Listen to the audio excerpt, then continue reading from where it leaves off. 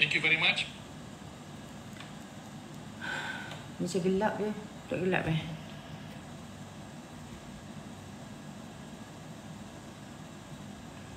Assalamualaikum warahmatullahi. Bismillahirrahmanirrahim. Okey, kejap saya nak mulakan Twitter Space.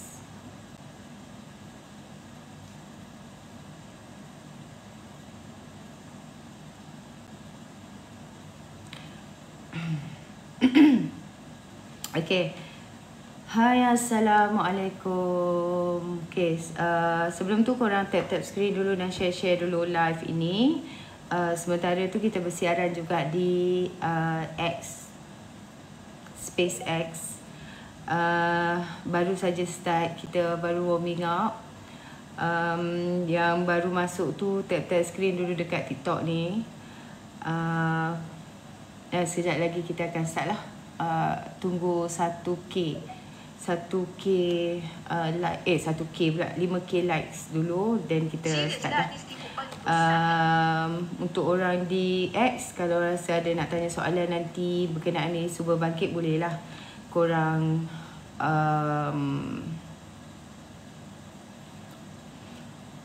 tanya ataupun request for to be a speaker dekat laman X. Dekat TikTok macam biasa, lepas tap-tap screen tu jangan lupa tap-tap muka host. Sebelum pada orang dekat X, kita tunggu dulu berkenaan dengan nanti kalau dah yang dah cukup cukup 5K yang kita nak dekat X ni, kita akan mulakan kita punya perbincangan lah. Okey, hari ni ada lah beberapa perkara, banyak benda, tak panjang pun, tapi beberapa isu yang berbangkit. Ada juga yang mengenai apa yang dibincangkan di Parlimen sekejap tadilah. Okey,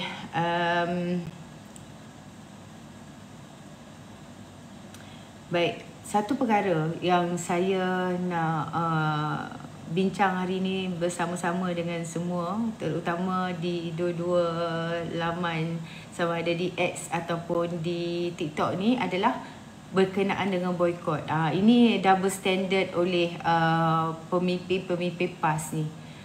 Menarik untuk kita share lah. Okey, dah 5K ke belum? Belum. 3.2K, come on guys. Jangan malas-malas tekan muka-muka, tekan muka host. Okey, hari ni kan saya nak highlight sikit berkenaan sebelum kita start berkenaan dengan boykot itu. Hampir dah 5K likes. Okey, dikatakan Anthony Loke tak nak saman Mastura. Okey, menarik Anthony Loke dikatakan tak nak saman Mastura. Baik. Berkenaan dengan Antelope yang tak nak sama Mastura pun dijadikan fitnah juga oleh puak-puak PAS ini. Korang tahu tak? Berkenaan dengan itu, Antelope telah membuat kenyataan, iaitu dia kata dia tak perlulah saman Mastura ni. Antelope dah jelaskan terang dan clear kenapa dia tak nak saman. Cukuplah Lim Guan Eng, Singapore saman, Teresa Kok, Lim Kit Siang saman Mastura, cukuplah.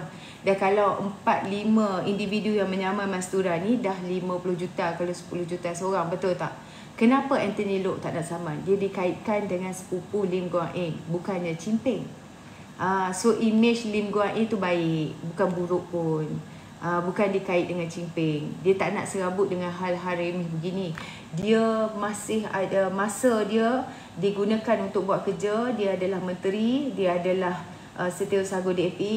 Banyak lagi kerja yang berfaedah dia boleh buat selain daripada naik turun mahkamah nak menyaman si Mastura ni. Kan? Dan biarlah Lim Guan Eng, Lim Kit Siang, Teresa Kok dan beberapa yang lain, kalau nak saman silalah saman. Dan lebay sepatutnya, pada pandangan aku, bersyukurlah bala tak bertimpa-timpa. Kan? Dah ada seorang yang bertimbang rasa, sebab dia tengok ramai dah yang nak saman Mastura ni. Dia kata dia tak perlulah, dia tak perlulah standing on there ni, nak saman standing on there ni. Tapi ada pihak yang mengatakan bahawa Oh, benarlah maknanya kalau apa yang Mas Surah cakap tu kalau tak nak saman pula dah. La ilaha illallah. Berkenaan dengan saman itu pun, Anthony Loke tak saman Mas Surah pun, geng penyakau nasional ni jadikan point nak buat fitnah. Mereka kata, betul lah tu DAP tu komunis. Betul lah tu, sebab tu Anthony Loke tak berani nak saman. Betul lah tu sumber si Mas Surah tu. Loke tak nak saman Mas Surah sebab dia kata, bila Mas Surah tuduh dia sepupu dengan Lim Guan Eng, walaupun itu bukannya fakta, itu adalah fitnah, tetapi ia tidaklah seberat mengatakan dia ni ada keturunan komunis. Faham ke tak faham? Benda tu buat dia tidak rasa sakit hati walaupun benda tu tak betul. Sebab kehidupan dia, sama ada peribadi dan politik, tak ada apa-apa impak negatif pun kalau dia dikaitkan dengan Lim Guan Eng. Lainlah kalau dia dikaitkan dengan komunis. Tapi Mas Surah tetap disaman oleh beberapa pihak lain. Pihak mana? Pihak yang Mas Surah mengatakan bahawa Lim Kit Siang sepupu kepada Chin Peng. Kan? Nampak tak macam mana otak-otak Puak Walaun dan PAS ini bekerja? Malang sekali. Lim Guan Eng Teresa directly dituduh difitnah ada kaitan dengan Chin Peng secara pertalian keluarga, sekaligus memberikan persepsi negatif. Dan komunis di Malaysia dibayangkan sesuatu yang jahat, sesuatu yang pengganas, tak baik, teruk, dan mencemarkan reputasi serta nama baik orang-orang yang dikaitkan dengan arwah Chin Peng itu. Malah dia juga mengheret DAP secara langsung. Sebab itu Mas Surah itu disaman. Benda simple macam ni pun tak boleh nak bezakan. Aku rasa sangat kesian lah kepada wala-walaun sekalian. Wala-walaun ni bukan saja otak dia tak berfungsi, dah dia pajak otak dia kepada lebay-lebay. Dan dia ni kalau pemimpin dia buat fitnah pun dia sokong juga. Kadang-kadang aku pelik juga. Bila kita tanya ahli PAS apa rujukan parti kamu, dia jawab Quran, Sunnah, Ijma' Qiyas. Adakah keempat-empat rujukan itu mengajar pemimpin-pemimpin dan ahli-ahli PAS menyebar fitnah, bersangka buruk, mengkafirkan sesama saudara, menganiaya orang yang tak menyokong parti mereka, dan berhutang sehingga pemiutang hilang mata pencarian, gulung tikar, pemimpin bermewahan atas penderitaan rakyat itu sendiri, berkata buruk kepada orang lain, menipu atas nama agama, menunggang agama, semua tu adakah korang rujukan parti kamu yang kononnya kamu katakan adalah sunnah, ijma', qiyas? Adakah begitu? Kan? Sebab itulah Khawarij tak boleh perintah negara. PAS memerintah Malaysia, nak katakan PM daripada PAS, wa na'udzubillahi min zalik, minta dijauhkanlah. Baca aja aku dah rasa teringat zaman dulu masa pemerintahan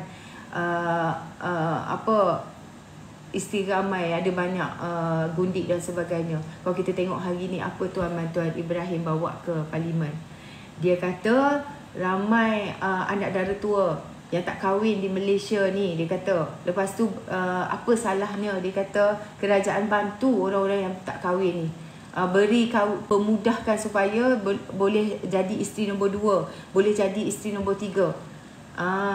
Kan? Kita semua pun nampak bila PAS buat berderet dalil yang mereka keluarkan.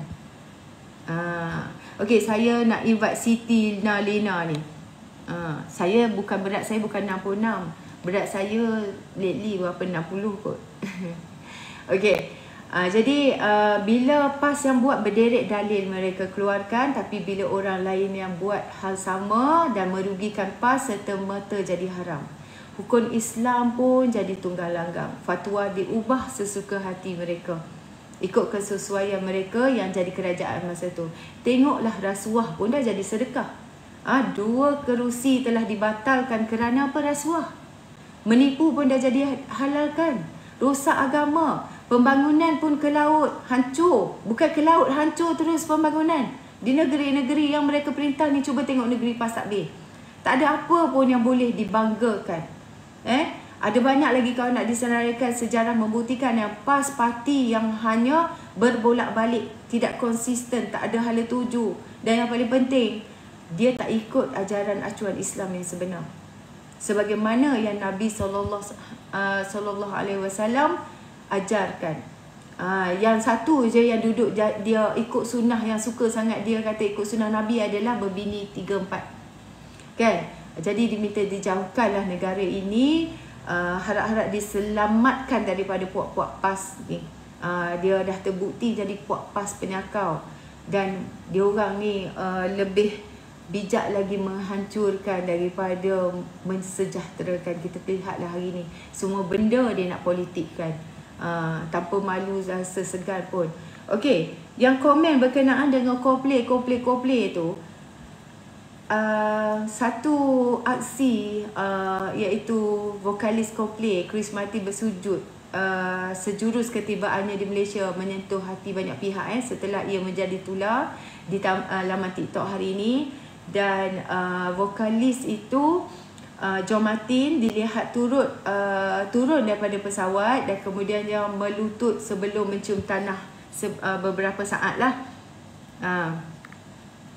Lepas itu bagaimanapun tindakan dia tu bukanlah, Chris Martin ni tindakan dia bukanlah satu luar kebiasaan. Dia pernah melakukan aksi yang sama sebelum meninggalkan lapangan terbang Indonesia, tak silap saya lah. Okey, baik. Satu perkara yang sebelum kita ke poligami yang disyorkan oleh Tuan Ibrahim Tuaman ni, saya nak sentuh berkenaan dengan sekejap okey. Saya nak bagi anda dengar lah. Saya tak tahulah saya ada rakaman ke tidak di sini. Sekejap Kalau ada saya nak pasang. Tak ada ke? Okey, Fali Syahri ni, dia membuat satu kenyataan di parlimen. Dia mengatakan bahawa kita kata boykot ni kita buat dengan rasa hati. Kita laksanakan dengan kesedaran dan rasa hati kita. Ada perkara yang kita tak mampu nak boykot sebab contoh dia kata iPhone, Facebook dan sebagainya. Apa yang kita boleh boykot, kita boykot. Tak boleh buat semua, jangan tinggal semua. Ini kata-kata daripada Fadli Syahri. Kalau kamu terlupa, Ahmad Fadli itu Ketua Penerangan PAS Pusat, maka kata-kata dia adalah kata-kata dan pendirian PAS.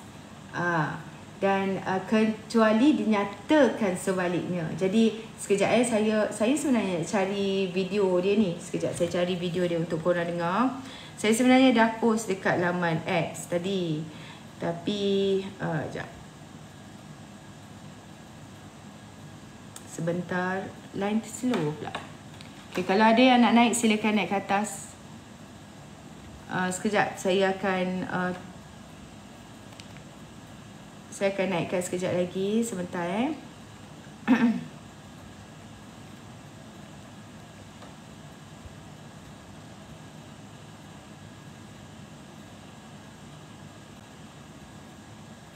Tak boleh buka lah. Kenapa tab ni tak boleh buka pula? Tak tahu kenapa.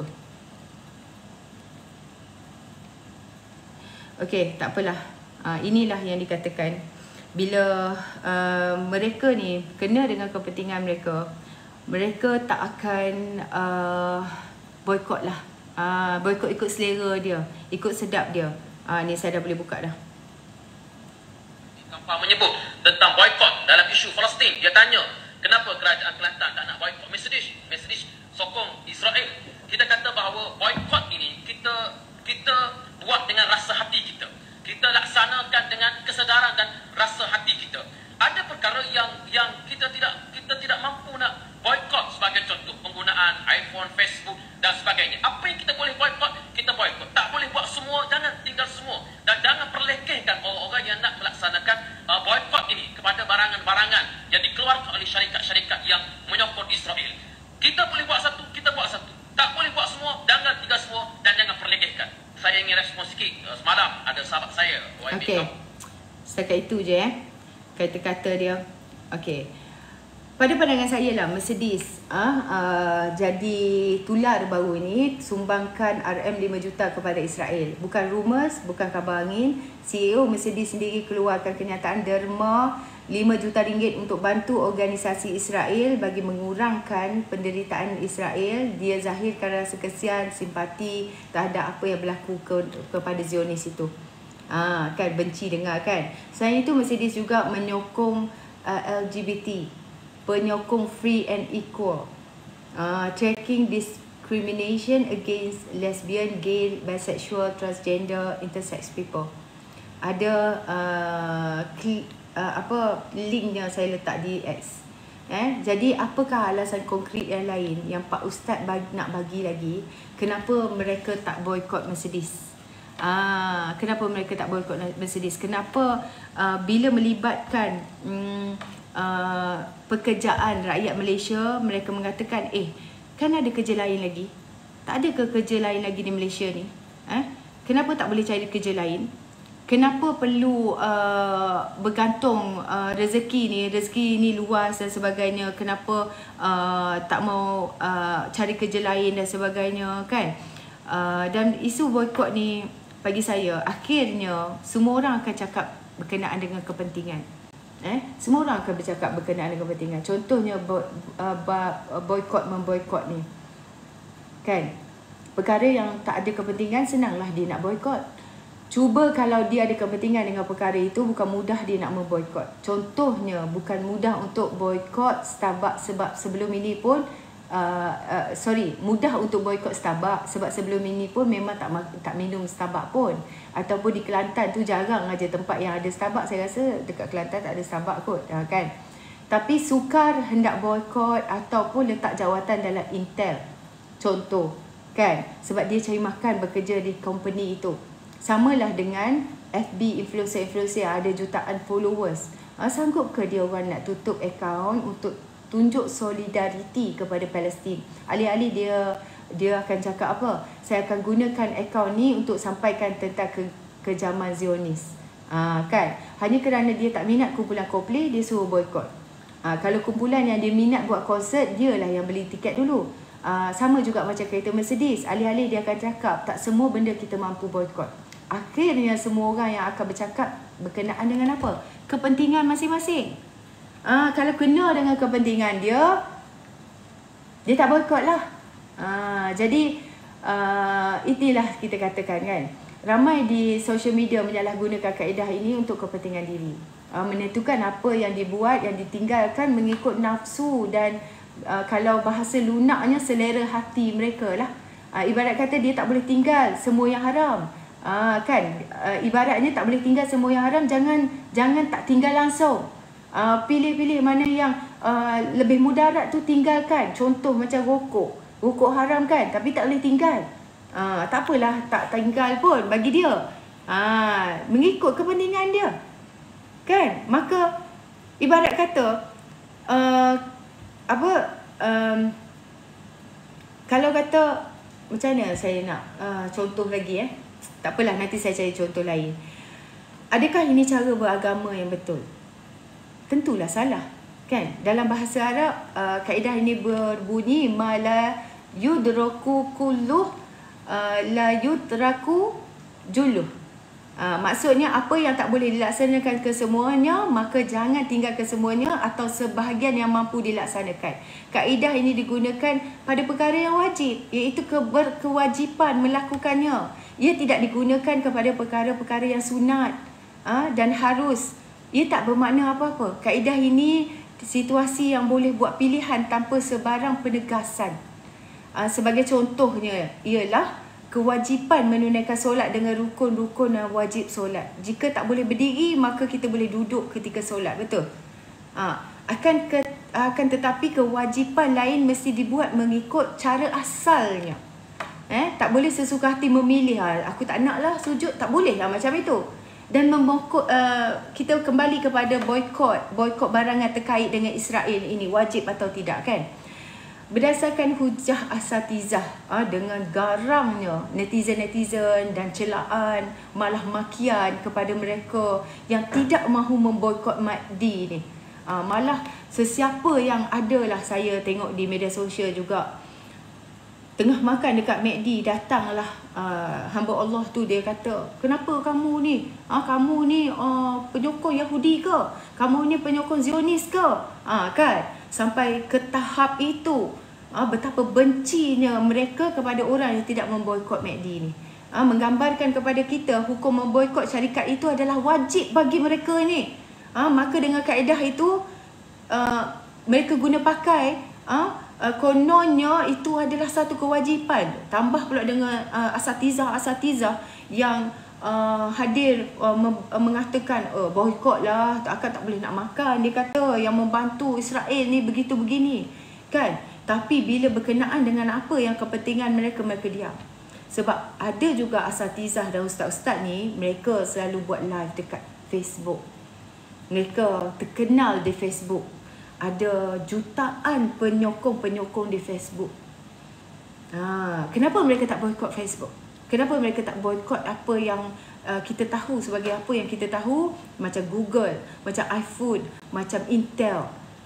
Suka hatilah kita nak ke tak nak. Ya, suka hati kamu. Saya tak ada paksa pun. Tapi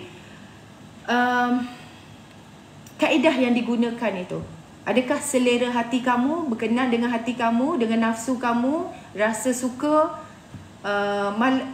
jadi itu terpakai kepada kamu dan juga orang lain.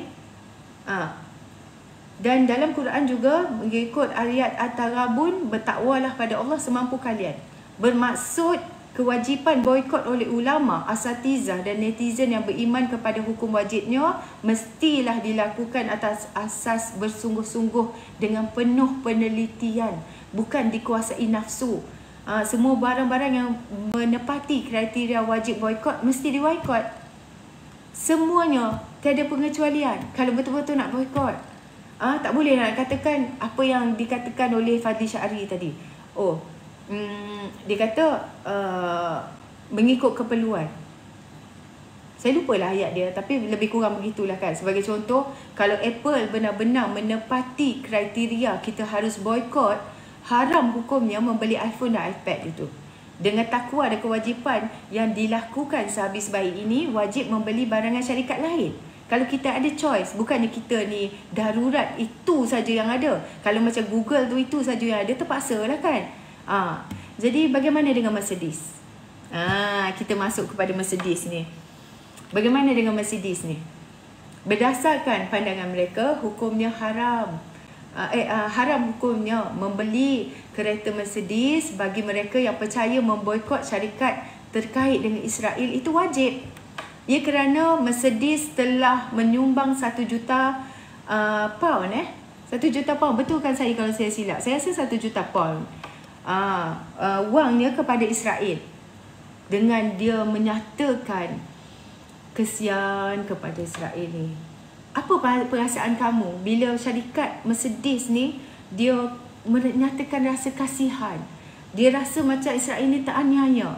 Jenis tak sedar diri ni. Dia yang mengusir orang-orang Palestin keluar daripada tanah sendiri, membunuh orang-orang Palestin, mengusir mereka. Lepas itu mereka buat macam negara tu negara dia. Jenis muka tak malu kan orang kata. Jadi kerana Mercedes bukanlah dikatakan kategori tak boleh, tak ada. Boleh tak kita pakai kenderaan lain? Banyak lagi pilihan, betul tak? Bukannya kategori yang tak boleh dielakkan atau daruri ataupun darurat lah. Kalau daruri tak jelas kan, darurat. Tak boleh tak digunakan. Maknanya kalau tak ada Mercedes ni tak boleh pergi kerja lebat.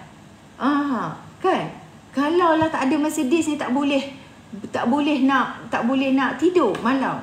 Silakan, nama apa ni bila berbicara tanpa ilmu? Silakan kita tengok ilmu awak ke ilmu saya yang lebih afdol didengari. Silakan saya pin komen awak ni. Nama Imran. Silakan Imran. Silakan naik Imran. Jom kita berbicara dekat atas ni Imran. Okey, jadi ia boleh digantikan atau tidak dengan kenderaan lain. Malah saya dapat lihat di Selangor, kenderaan rasmi mereka adalah Toyota Camry. Apa kelas sangat ke? Imran dah lari dah. Imran dah tutup dah. Saya nampak dia Imran isn't available. Kenapa? Takut ke? Takut ke nak naik ke atas ni? Takut kena panggang ke? Malah boleh diganti dengan kenderaan jenis lain yang tidak mencacatkan masalah agama dan kehidupan. Pilihan yang ada banyak. Mungkin boleh beli Pro 2. Apa kurangnya? Sampai tak dekat destinasi? Sampai tak? Sampai. Kalaulah dikata pakai Pro 2 arus. Pakai Pro 2 apa? Pro 2 yang besar sikit, Pro 2 apa? Alza lah katakan. Sampai tak ke destinasi? Sampai, selesa. Tak ada masalah, ramai yang pakai. Atau kereta-kereta buatan China atau Jepun. Adalah exactly menunggang kaedah fake apabila berhempas bulas memboikot McD dan Grab tapi tidak pada Mercedes. Kaedah fake jangan dipermainkan dan jangan digunakan mengikut selera nafsu kamu lebay-lebay sekalian. Nanti netizen akan ikut dan jadikan ia sebahagian daripada agama tu. Sebab kamu ni lebay. Maka nanti muncullah mufti netizen, kami haramkan DAP, tetapi tidak gerakan, hujah kami, ma la yudraku kuluh kayutraku juluh. Kan, tak boleh buang semua. Tak boleh buang semua parti-parti kafir, maka kami tak buang langsung. Maka kami berkawan dengan gerakan tapi kami menolak DAP. Terima kasih kedai tayar. Ia boleh pergi seburuk kami menikmati Mercedes, tetapi kami menganggap ayam-ayam McD itu seperti kaki anak kecil Palestin yang haram dimamah oleh kami. Kan? Sampai ke tahap itu puak-puak penunggang agama ini. Jadi lainlah kalau dari awal pendirian boikot ini tidak wajib. Kami memboikot secara terpilih. Nak makan McD memang halal, tak ada apa-apa masalah. Lagipun McD Malaysia tu orang Islam yang punya, dan dia dipunyai oleh syarikat daripada Arab Saudi. Ketika ini tak perlu berhujah dengan kaedah kami memboikot apa yang kami perlu. Tapi itulah biasanya orang yang berpolitik akan mempergunakan agama, akan cari apa saja dalil untuk membenarkan pendirian dia. Sebab dia nak pakai Mercedes. Bukan pendirian dia mengikut kehendak agama, tapi mengikut kehendak dia, mengikut kehendak geng dia. Inilah puak-puak penunggang ni kita nak kata. Alright, silakan mengikut puak-puak penunggang. Assalamualaikum Yani. Waalaikumsalam. Dan juga kepada viewers semua. Okey, tertarik Yani dengan isu yang Yani sampaikan.